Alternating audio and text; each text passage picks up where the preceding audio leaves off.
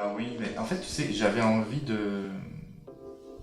En fait, j'ai découvert les ongles il n'y a pas si longtemps que ça. Très artistique alors maintenant. Mais oui, parce qu'en fait, effectivement, dans tu sais, tous les shootings, etc., les ongles étaient toujours mis un peu en dernier.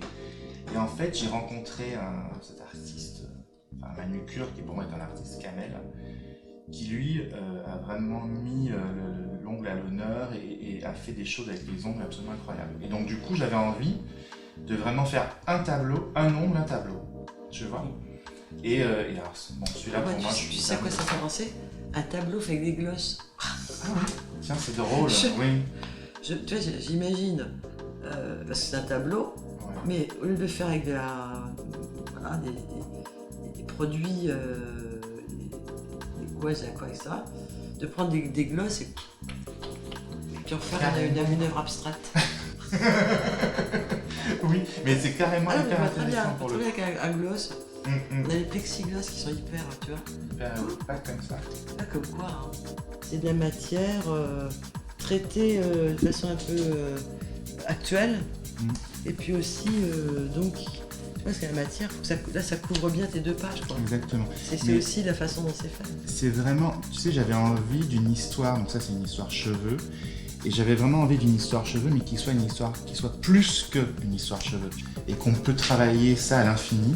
Et quand on voit toutes ces variations autour du roux, tu vois, C'est du corps fétiche, le roux. Mais Rapporte aux années 80 en plus. exactement. Je sais pas qui a fait ça, mais je trouve ça. Écoute, c'est une artiste que j'ai trouvée sur Instagram. Bah écoute, Et je suis tombé amoureux de ce qu'elle fait. Ah oui. Et du coup, on a discuté, je lui ai parlé du thème du magazine, et quand elle m'a envoyé ça, j'ai trouvé ça mais tellement différent de tout le reste, Ah oui. et en même temps son toucher, puis son côté un peu brut, comme ça, tu vois. Mais ce qui est fou, c'est cette vérité dans les regards qu'elle fait, c'est troublant. Là, tu vois, là, c'est vraiment une vraie sculpture, quoi.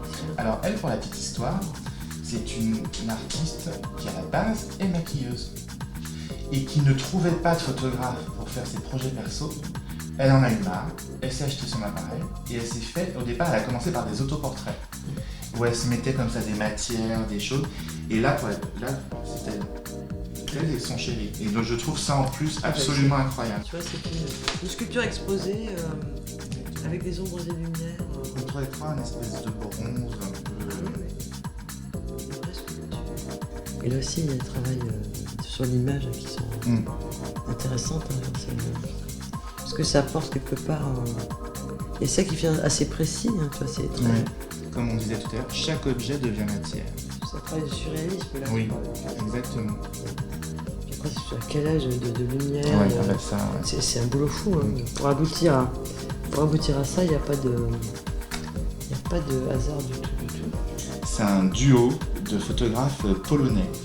Écoute, ils sont juste mais extrêmement surprenants.